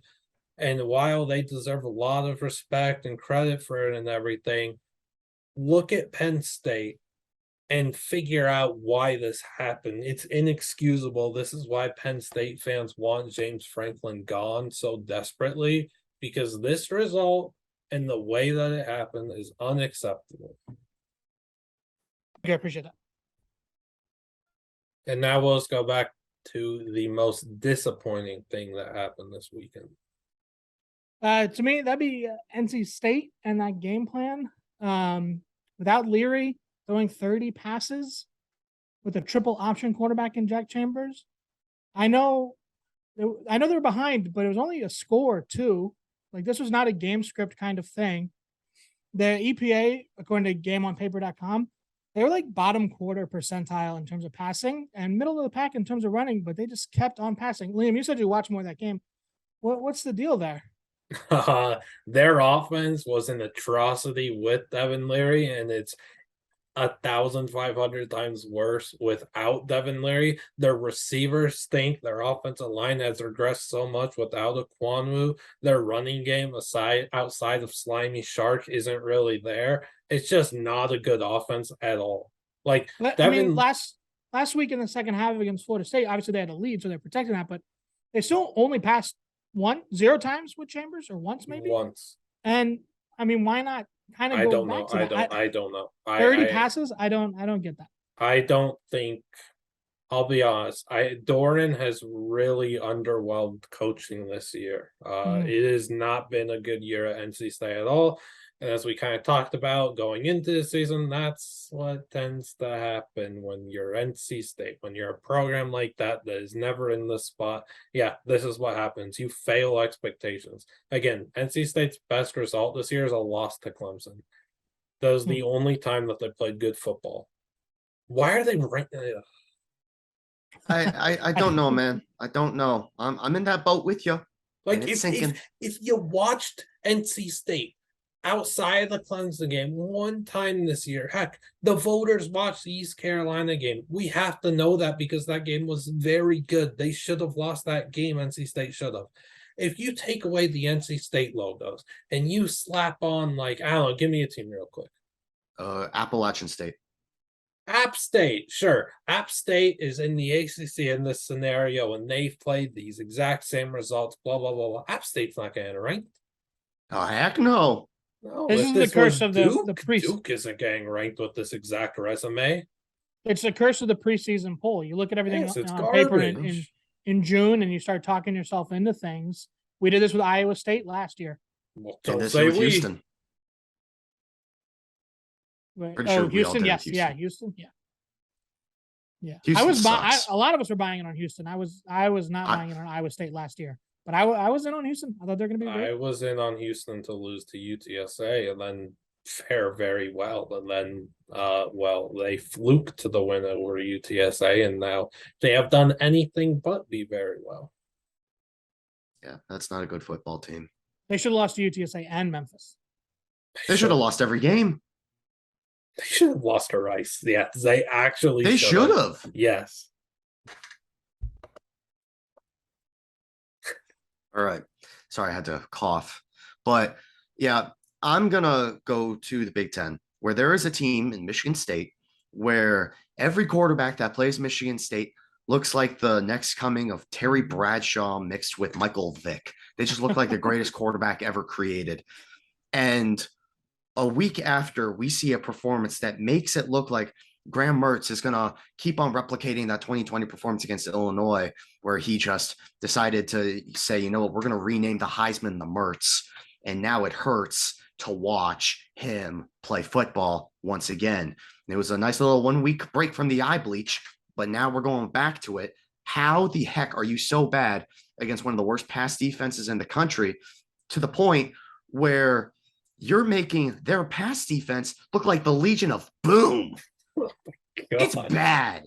It's bad when a quarterback, say, if Spencer Petras played Michigan State, he would probably have 225 yards, 2 tuds, maybe a pick, maybe a linebacker jumps a slant, but he wouldn't look as bad as what Mertz did yesterday. That was shambolic. That was an awful performance.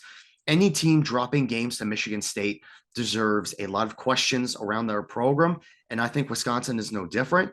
I think with the rest of their schedule, the way it is, they have to play a bunch of teams in the West, which the West isn't good, but Wisconsin's also not good.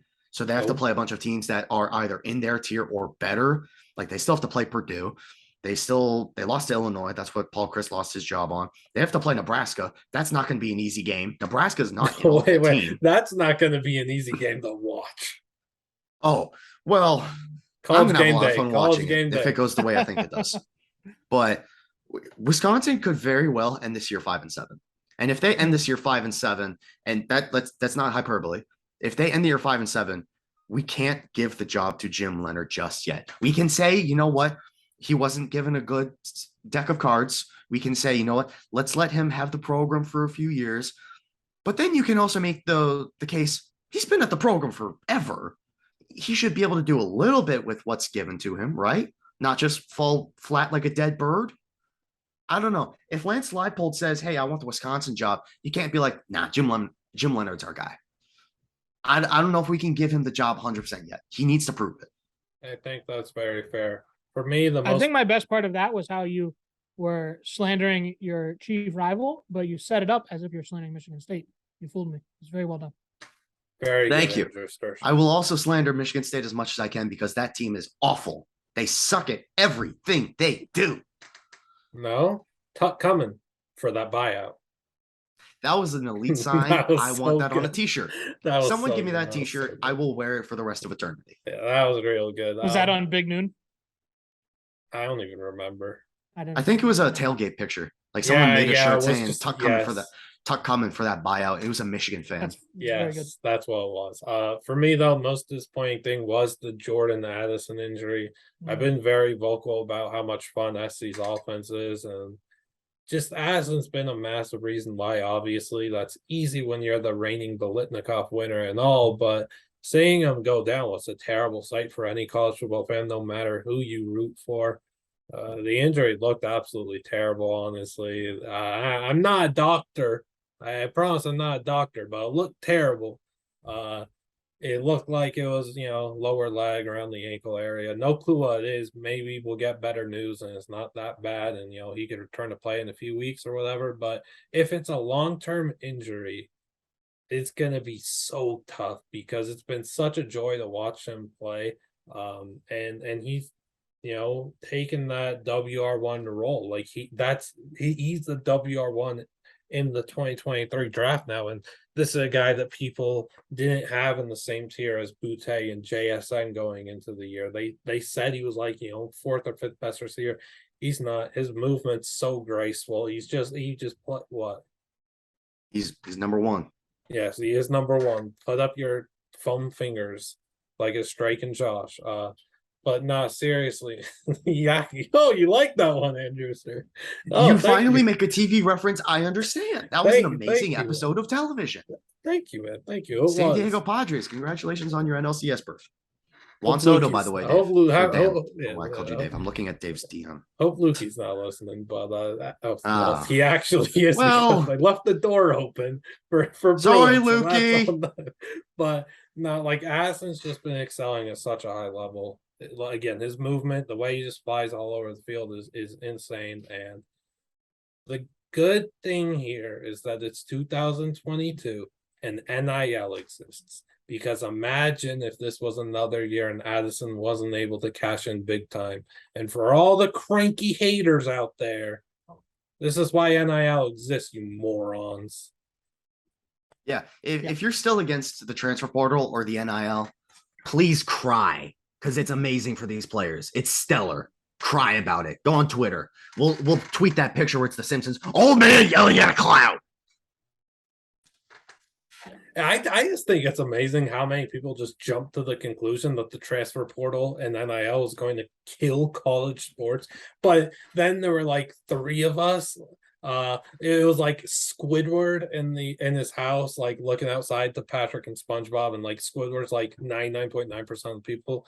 Patrick and SpongeBob are like the 0.1% of us that are like, no, this is actually really good because it's going to balance the sport completely and give players an opportunity to play that they wouldn't have gone. This stuff has only made the sport exponentially better. It's going to do the same for college basketball. All the morons that said it was going to kill college sports, what are you talking about? I want to talk about these players. I want to talk about the player that most stood out to you in week 7, Dan. The player that most stood out to me, John Reese Plumlee, Thursday night, UCF. Space game. He had his moon shoes on the first touchdown. I know it was against Temple and you have to make a Temple defense adjustment, but he was incredible. He accounted for 5 touchdowns. And the impressive thing to me was he went 18 for 22 passing, so really efficient and explosive through the air to go along with, the running ability of an ex-SEC wide receiver. And anybody that watched that Louisville game earlier in the year did not see this kind of growth coming, this kind of efficiency from Plumlee and the play calling too, and how they used him through the air and attacked. So UCF hanging 70, Plumlee was crucial for that. And that offense stunk in September, but they've really turned it around. I think they're the best team in the American right now. I would have to agree because Cincinnati, you suck. Yeah, but I'm going to go from UCF. I'm going to go back to it's great to be a Tennessee Volunteer, and it's great to be a Jalen Hyatt fan because he was amazing. It seemed like every Andrewster. Oh, of course. You know I'm always good for a little tune. But Jalen Hyatt, 6 receptions, 207 yards, 5 tuds.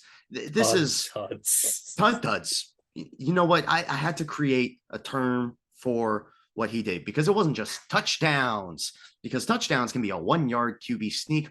But what he did was just torch that atrocious pass defense for Alabama. And it was so great to see. It was very trying to think of the word. It made me, think of the times when Shannon Sharp would just torch defenses in the NFL, and he would go to the bench and he would dial the little phone and he would just yell at the fans, "Help is on the way," because there was no help from Alabama and they needed all of it, almost like that Tyreek Hill game against the Buccaneers in 2020. Obviously not the Super Bowl because that was a little different. He was throwing the deuce signs in the regular season, and in the Super Bowl, he got the deuce thrown on him. Shout out Antoine. Antoine. I had to. I'm sorry. But no, what he did was one of the biggest reasons why Tennessee won the football game. And I'm sure he will never have to pay for anything ever in the state of Tennessee ever again. And frankly, he deserves it. Mm-hmm. You know, I did forget to bring this up when we were talking Vols and Tide.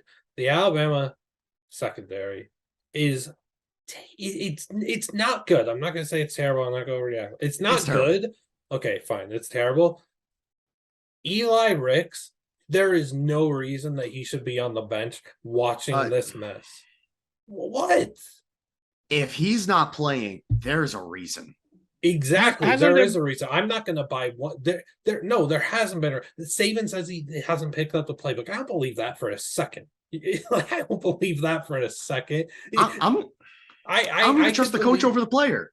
I think that, okay, that's fair. But I also know from Mr. Lane Kiffin and Nick Saban, rat poison exists. And a coach could give out some good old-fashioned rat poison, dude. Why would Saban not put his... Why would Saban not put his best guys out there if he thinks I don't know, but they don't do it at receiver, and they don't do it at corner either, clearly. Okay, I think the thing with receiver is more based on veteranship. There's a lot of young guys in there compared to their juniors. Yeah.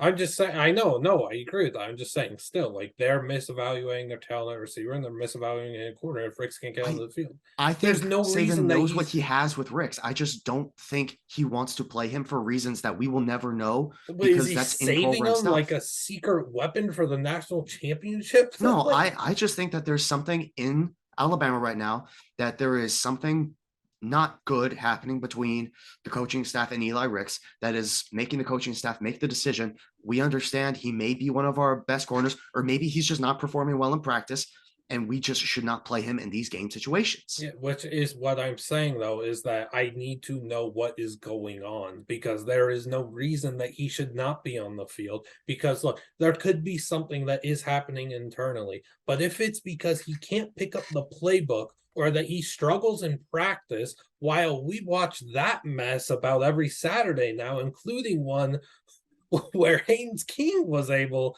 to throw the ball on Alabama's secondary. Eli Ricks needs to be on the field. I'm sorry for bringing that up. I'm sorry, but my guy is Syracuse wide receiver Oronde Gadsden II. This guy is a beast. He's a true sophomore who was balled out in his short career thus far. He's 6'5", 216 pounds. He carved up a very good NC State secondary for 141 and 2 touchdowns on 8 catches. He's an athletic specimen with freakish bounce and ridiculous high pointing ability. This is someone that people need to keep their eye on going into the 2023 season. And he's an NFL dude without a doubt in my eyes. I also love this. After the game against NC State, when he was asked what was working, what did Oronde Gadsden II say? Throwing me the ball. Andrewster, he's got that. He's got that dog in him? Yeah, he's got that dog in him. Or does he have that orange in him? He's got that orange in him, too. No, this dude's different. That would concern me if he's got orange in him. I guess, yes. Better than tweeting a graphic that says he's got that hog in him. Then we need to. That's bad, but I'm telling you, like, if he wasn't playing at Syracuse and he was like playing at a program, maybe in the Big 12 or something, there's so many people talking about this guy. You like watch Syracuse Clemson next week, and I'm skeptical of the volume that Gadsden will be able to put up and the production, because it is against Clemson, whatever. But if he shows out against them, put a giant circle around this guy's name in red Sharpie like 14 times and remember him going into 2023, and be sure to tweet out that you were on this guy and you were higher on him than all your friends were, because he's going to be dang good. And please, let's get into the biggest takeaway from a very good week 7. For me, we've heard for so long about the Heupel offense, the Bryles offense, the Baylor offense, whatever noun you want to put in front of it. Now, it's not going to work in the SEC. Once SEC defensive coordinators get the film, they're going to figure out and stop it and all this stuff. Guess what? It's been a year and a half. They got all the film. They're not stopping it. If you have the talent, if you have a guy like Hendon Hooker playing point guard, if you have talented skill guys. They didn't have their best skill guy in Cedric Tillman. It works. It works in the SEC. And you still have guys like, Jimbo and whoever running their caveman offenses, which is a theme of this podcast. Oh. But it works. I know NFL guys hate it because it's Mickey Mouse or whatever, but this is college ball and it works in college. Yeah. So anybody that says, oh, once they get tape on it, they'll figure it out. The greatest defensive backs coach in the history of the sport just got, they hung half 100 on his team with it. So, yeah. Yeah, as much, hype as Hypel gets, okay, that works. But hey. Nah, Alex Golesh needs so much love too because he is calling the plays. He was at Iowa State a few years ago and helped them get an offense going with Brock Purdy at quarterback of all people. He was there in 2020 at UCF, and now he's here with Hypel again at Tennessee, and they're carving. They took what was an atrocity of an offense and they turned it into this incredible sight. Golesh needs so much respect and recognition. He should be getting a head coach. He is going to get head coaching offers at the college level. But during that game, what I tweeted out the first half was, what NFL teams are going to pursue him for an OC job? Is that something where we lose Golesh to the NFL? I don't want that. I don't want another lost Joe Brady. I will say, if things go the way I think they might, a certain team with a really? That guy again? Oh, no. I could have said a certain team with a bird in the desert. A certain team with a star on their helmet. Possibly. Just because, a certain owner may see fireworks going off in Knoxville, Tennessee, and he wants those fireworks in his world. Okay. 3-team trade. Kellen Moore to Boise State, Dirk Cutter to Tennessee, Alex Golesh to the Cowboys. That's not a 3-team trade. That's just people going places. I called it a trade. It's a trade. Well, you said Dirk Cutter to San Diego. What? Or did you say it to Tennessee? Tennessee. Okay, so I'm stupid. Sorry. Yeah, what's going on? Your sick brain. Sick brain. Biggest takeaway, Andrewster. Let's go. My biggest takeaway. I have a lot of agendas. You may know that. And I pride myself on my agendas that thrive. You take the notes. I do keep notes. I keep receipts. And one note that I've had for quite some time is when the playoff expansion got announced and all the details about it. There was one little detail about it that I was like, this is the stupidest thing ever. We should not be giving the group of 5 a guaranteed bid. Because look, I'm sorry, there are great group of 5 teams. Last year, Cincinnati, if those were the rules for the playoff, yes, they would get a spot. And by those rules, they would deserve it. If Houston was the 10-2, 11-1 possible team, they would deserve it. No group of 5 team from this year would deserve a playoff bid in the 12-team playoff. None of them. No, I agree with that. I agree with that. I disagree with no automatic qualifier. They should still get it. No, there shouldn't be an AQ. Yeah, they should though, because everybody should be represented in there, and it's just one team. They should be represented if they deserve the opportunity to get representation. But they're almost always not going to get that, and we've seen that with history. That's almost always going to be the case where they don't get the opportunity that they deserve. If they don't deserve the opportunity, why give it to them? But they deserve the opportunity so much, and they don't get the opportunity given.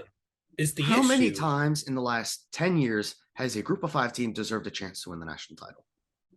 0, but that's not the question. It's about making it an even playing field, just giving everybody an opportunity, and that's what makes the NCAA tournament so great. Is because who on earth would have? It's not, because nobody. Yes, it is. Nobody would have ever thought UMBC could have beat UVA. Nobody would have ever thought that. So how do you know that in 10 years there's not USF winning a playoff game somehow, that they were 24-point underdogs and nobody ever gave them a chance? I'm not saying they can't win a game. But I'm saying they're just deserving of the opportunity. That's the point. Okay, but last year, let's just take last year's Cincinnati team, for example. Cincinnati had one good win. And then the rest of the year, they kind of sputtered. They found their way to win, which is still good. You need to win football games. but there were 4 or 5 games down the stretch they could have lost. They could have lost to USF, or not USF, Navy. They could have lost to Tulsa. Mm-hmm. There were so many games. A national championship contender is not going to almost lose to Tulsa. No, but a bunch of contending college football teams are going to almost drop the ball against inferior opponents too. Like, it happens. It's not their fault that that's the conference that they play in, and that's why Cincy is moving up to the Big 12. And teams are going to struggle with certain teams on their schedule. That just happens. It's not fair. It's just not. I'm sorry. It's just not right to exclude 5 conferences from a playoff for the entire sport. That's just not ethically right. They at least need to have the opportunity. I don't care if they lose by 40. At least they got the chance on that stage, a chance that teams at that level do not get ever, because really good teams in the Group 5 end up playing for a New Orleans Bowl. I was going to say, I don't think they would always lose. Yes, upsets are going to happen, but why would I give, say, last year, Cincinnati? Why would I give Cincinnati a chance to win the national championship and not a team like Pitt? Because Cincinnati didn't drop a game on their slate. They took care of business. They played who they played. Pitt didn't. But you got to also take strength of schedule into matters. Like, they had the Notre Dame win. 100%. The Notre Dame win is good. Every other game they played was awful. It's just competition what happens with playing in a Group of 5 and us scheduling games 14 years ago. You play who you play. And they took care of I'm not saying that they have to change their schedule. I'm saying that I don't want a team that's playing Group of 5 competition, because look, we love the Group of 5 here. It's inferior competition compared to the Power 5. That's just facts. I don't want a team that's 12-0 because they played Group of 5 teams rather than a Power 5 team that just spent their entire season going through a Power 5 conference. It's just there's so many teams that are in big conferences and power conferences. Look at Michigan's schedule. They're going to have 2 good wins this year, and it's going to be Penn State. Or sorry, they're going to have 1 good win this year. They're not being Iowa State. They're going to be an 11-1 team with 1 good win against Penn State. They're going to have 10 wins that were absolutely irrelevant. So what are we going to say about Michigan's schedule now? Where those are irrelevant Power 5 wins. They chose to play Hawaii, Colorado State, and UConn in non-conference. I'm not saying those were good decisions. Those are cowardly decisions because they canceled y'all's game. Everyone knows this. So there's 131 teams in FBS, and it's all a lie that they're all playing the same sport. No, right? They're not. And like Alabama and Georgia are playing a different sport than Missouri, and I'm a Missouri fan, and we're in the same league. And Missouri's playing a different sport than Georgia Southern. And Georgia Southern's playing a different sport than, Mercer, a pretty good team from FCS. But we've got this thing where we're pretending that they're all playing the same sport and that they're all in the same level playing field. And so what Andrewster is saying is more honest, that a Group of 5 is in a different league. But right now, while we're faking that they are altogether FBS teams, they should get a seat at the table, even though as a Group of 5 enjoyer, what that means is 9 years out of 10, our favorite beloved team that we get, attached to, like a UCF a couple years ago, or maybe it's James Madison this year or Cincinnati last year, is going to lose by 30 in the playoffs on national television. Everybody's going to say, who's this team? Get them out of here. And every once in a while, they're going to have a great playoff game against the 8 seed or whatever. It's going to be amazing. As a Group of 5 enjoyer, the teams that we enjoy are going to get set up for embarrassment 90% of the time. But as long as we're pretending that this is the same sport, they do deserve some representation, I believe. There's zero reason why they shouldn't be included. I would just rather we didn't have automatic qualifiers at all, because I don't want to see I'd rather see an interesting James Madison team than a 9-3 Wisconsin team. Or whoever's power ranked 14. Andrewster, you're too smart to not realize that the issue with not having them get an AQ is that these idiots aren't going to allow them in. That's just not true. Yes, they'll never put in. If there's no AQ, they will never put in a G5. Cincinnati got put in. Unless it's that caliber of team, 12-0 with and a win. And if it's that caliber of team, if they then they deserve Notre the chance. They wouldn't have gone in. Well, UCF but they did. But UCF didn't go in. Well, if Cincinnati didn't beat Notre Dame, then they didn't deserve to go in. No, but I'm saying if Cincinnati didn't didn't have Notre Dame on their schedule. If you replace that Notre Dame game with then it's more Oregon State, reason to schedule Power 5 teams. Which they try and do, but how many of them duck them, and how many of them give them I don't want garbage Missouri offers, like the a good UCF, team. like the Florida, the UCF offer. Like that stuff happens too, because at the end of the day, Power 5 teams still don't want Group of 5 losses on their schedule, and they're afraid, some of them, to schedule good Group of 5 teams at certain points, as if it matters for a game that you're scheduling 13 years down the line. Again, dude, if there is no automatic qualifier and there is a very good, say 10-2 Group of 5 team that has one Power 5 loss and then like one slip up against the team that wins like 7 or 8 games, they're not going to let them in. And that's if a Group of 5 team loses to a Power 5 team that isn't like top 10, they don't deserve to get in. You have to make the most of your opportunities, and that's what Cincinnati did. It's not right to completely exclude them. We're not completely excluding them. If they make the most of their opportunities, they can get in. But if they don't, it's just what you have to live with when you play the Tulsas of the world. I want the 12 best teams making the playoff. It's just not ever what's going to happen, though, is it? It doesn't matter who the 12 best are when there's only 3 or 4 that are going to win. Like that's how top heavy the sport is. Well, it has been for its entire existence. And I'm not going to debate that. Well, only 3 to 5 teams are ever going to end up on top every year. So the rest of the bracket can be whoever. Yeah. Because what we'll see is close games in the first round when you're playing, when the top is on bye. And then you'll have those blowouts again, like we've been seeing in the semifinals. And then hopefully you'll have a great championship. But you'll have those blowout semifinals will still exist. Yes. And we also have seen teams at the Power 5 level go into the playoff and get absolutely eviscerated. So who the heck cares if it's a Group of 5 that's getting their stage and their opportunity? At least they're getting a chance to not like it's all about getting an opportunity, dude.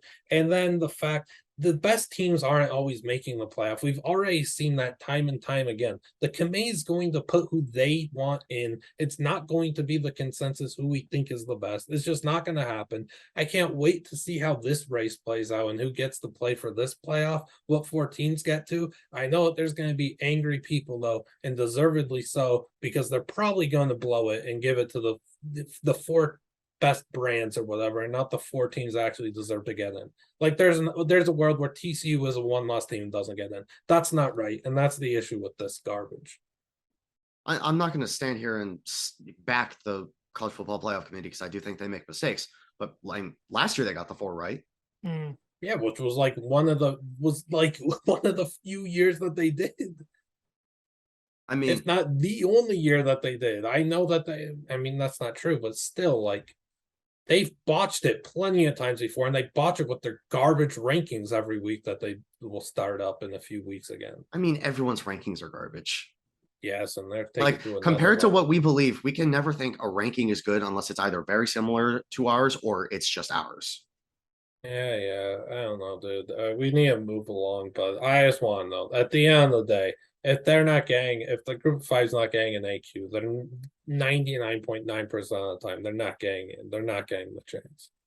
But my biggest takeaway was this is the best season of college football that we've had in quite a while. The sport is so much better than the NFL, NBA, and MLB. It's not even funny. The gameplay is better. The fans are better. The atmospheres are better. The games are better. The commentating is better. The banter is better. The product is better. The level of parity is better. There's been 45 upsets based on that what do you call it? I've been using. What's the word? Criteria that I've been using, which look, it's not the best criteria because there are favorites weighing and stuff, but there's been 45 instances where a lower ranked team has beaten a higher ranked team, a ranked team lost to an unranked team, a Group 5 beat a Power 5 as a bang underdog, and then FCS team beat a FBS team. That's happened 45 times. There are serious 2007 vibes to the season, which we highlighted right off the bat when the season got out of the gates, and I don't know, it's just been an incredible season of college football that we haven't gotten in a really long time, it feels like. I feel like last year's was very good. It's nowhere close to this. This has been great. This has been very good. And new blood. Yeah. especially with all the coaching changes, like a Brian Kelly LSU. Yeah. A Brian Kelly LSU. What the heck? And then we'll rank our top 5 teams in the country real quick. Okay. I'm gonna go Ohio State 1. Georgia's my number 2. Tennessee at 3, Michigan 4, and I got Bama rounding it out at 5. I'm also going to go Ohio State 1. I'm going to actually put Tennessee at 2. Even though they lost, I still think Alabama's a very good team. I think that Bryce Young is just going to be able to will them to victories. I'm going to put them at 3. I'm going to put Clemson at 4 and Georgia at 5. Yeah, I went Ohio State at 1, Tennessee at 2, Clemson at 3, because look, they still have if we're looking at full resumes, they have the win at Wake Forest. They have the win against NC State, who the AP poll thought was really good. So credit to Clemson for getting a nice little top 10 win or whatever there. And then they have the win at Florida State. That's a really good resume. And then I have Alabama at 4 and I have Georgia at 5. I just think I'm not discrediting Alabama for losing a thriller to Tennessee. Tennessee was the slightly better team in that game. Alabama is still very good. They have things that they need to fix, but Georgia. Sorry, you go. No, I was just gonna say, if you took out all the emotion and all the history of the last 15 years, and that game wasn't that game, it was just those two teams lining up on a neutral site in an NFL stadium, without the crowds and all that, I think Alabama wins that game like 7 times out of 10. Yeah, probably. I would agree. I also think that Tennessee got Alabama when Alabama played their most undisciplined game of football under Saban. It was a very opportunistic evening for Tennessee. And with Georgia, I just don't they beat up on Auburn and Vandy lately, but I'm not going to forget the Kent State and Mizzou games. I need to see them play good competition again. And they got Tennessee coming up on the 5th. Yeah, they got a chance. We can't wait for that. Andrewster, how close are the Vols getting to 1? Are they going to beat Georgia? I think they can. I don't think Georgia's offense is very weird to me because I feel like everyone gave Stetson Bennett all this Heisman hype going into the year. He averaged at 1.5 yards per attempt. That's awful. That's not good at all. And look, I'm not going to discredit someone for being efficient and doing what's told of him, but at some point you also got to realize a Stetson Bennett led offense is not going to be able to compare to a Hendon Hooker led offense and a Heupel led offense. I think Tennessee's easily going to be able to outscore them. I think they're probably not going to put up 52, but if they put up, in the range of 38 to 40, I think Tennessee's passing defense is awful. I question how much Georgia would be able to exploit that. And look, Darnell Washington and Brock Bowers, they're insane. Eric Gilbert, welcome to college football. He got a touchdown this week. But I don't know how much Georgia is going to be able to put up points on them at the pace of play that Tennessee's going to be able to. Mm-hmm. Can't wait for that game. And let's just go over your best and worst thing that you saw in week 7. My best thing, I would say, just like the emotion in the sport, just the tribute in Utah, the scenes in Tennessee to the FSU, the tribute for Ella Brizzi, the Colorado fans storming the field. Hey, we got one. TCU, just the kids and the fans there. ODU, Hudson had to miss the game. Poor Hudson had to go to his puppy's service academy, his buddies, the service animal academy graduation. I don't know, all these things that make college football special. This was a real reminder of that. It was great football, but it was great. All of those things that are adjacent to the sport were on display this weekend. So, yeah. The worst thing I would say would be Tennessee trying to fundraise their fans for the goalpost replacement. That was the most. Sending out fundraising emails like Occupy Democrats or whatever. Those massive chain emails for. But yeah, no. Enjoy the win. I almost wish that I imagine if we could just vacate Tennessee's win because their athletic department wanted to pull some garbage like that. That's such a joke. It was tacky. And also, this isn't my worst thing. Can we stop fining teams for storming the football field? I understand it's a health and safety thing. We have to, we have to keep fans off the field for their own safety. If I storm the football field, I'm doing it at my own risk. There should be a little thing in the ticket buying section page that says, hey, if you end up storming the field, we assume no risk or liability for any injury, death, robbery, anything. And I would sign it gladly. I'll put a little heart on the I, my last name, just for the fun of it.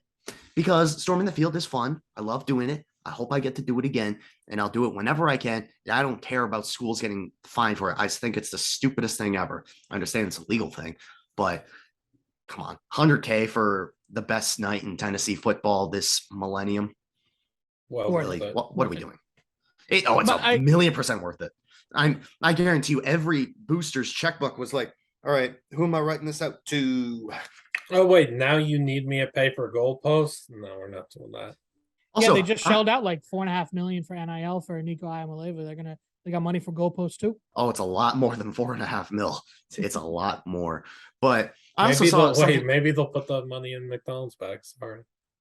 A lot of McDonald's bags. That would be or maybe you just put one check right next to the large fry.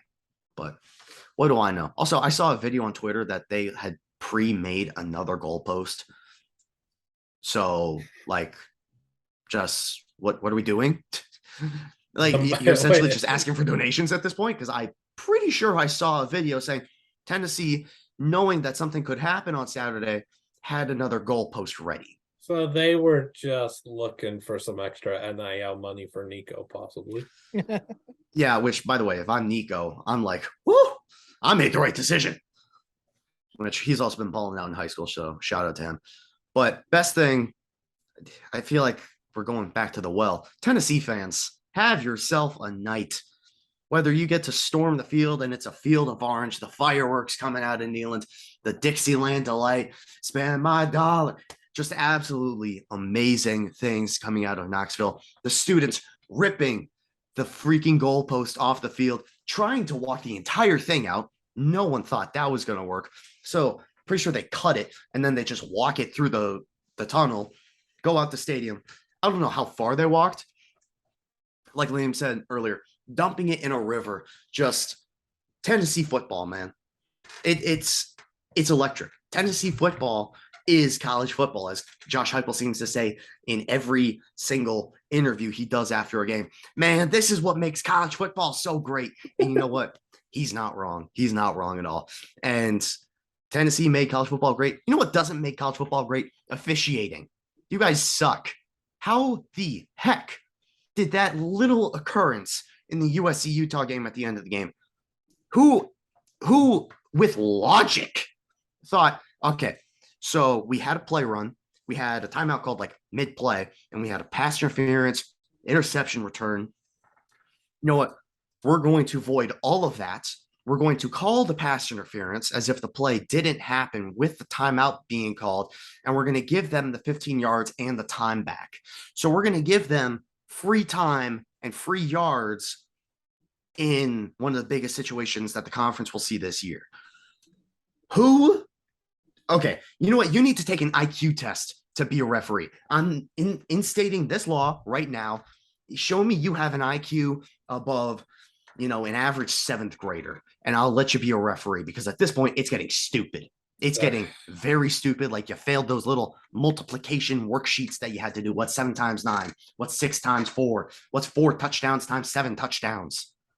You're saying the bar real high for them. It's going to be interesting to see if those refs could get more points on the IQ test than just filling out their name, if they get that correctly.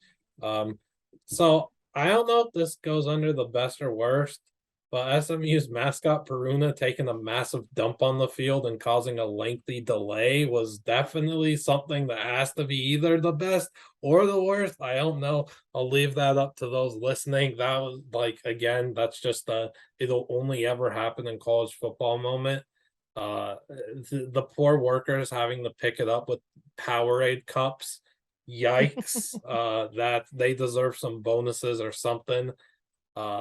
The worst thing for me was the time of games. I think I brought this up before on Recap Pod this season, and maybe I'm wrong, but I feel like the night slates haven't had as many good games and quality games as usual. It was tough seeing the Dakota marker game between South Dakota State and North Dakota State, Oklahoma State, TCU, and the Bama Tennessee game in the same time slot. That was tough. Those are three amazing showdowns, but nobody really got to watch the South Dakota State and TCU exciting wins in fashion. And then the late slate had SC and Utah, but then what? That Duke UNC game was good. It was on ACC Network. You had Wazoo, Oregon State on Pac-12 Network, so nobody watched that, and it wasn't a good game anyway. You had Air Force blowout UNLV, San Jose State, Fresno State. Sorry, Petros, but that game was a snoozer. And then Nevada and Hawaii played on an app. I don't know, man. I just feel like it's been a common theme, unfortunately, that we're not getting enough good night games. Like, I felt like that TCU Oklahoma State game should have been under the lights. That game should have been like a 4:30 or 5 o'clock kickoff.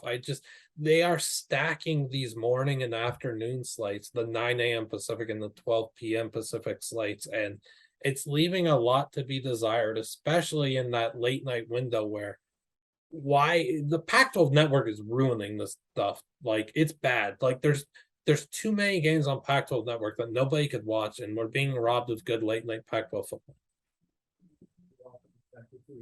Pac-12 network sucks. Yeah, networks that cover a singular conference usually suck. The Big Ten network sucks. The ACC network is not fun.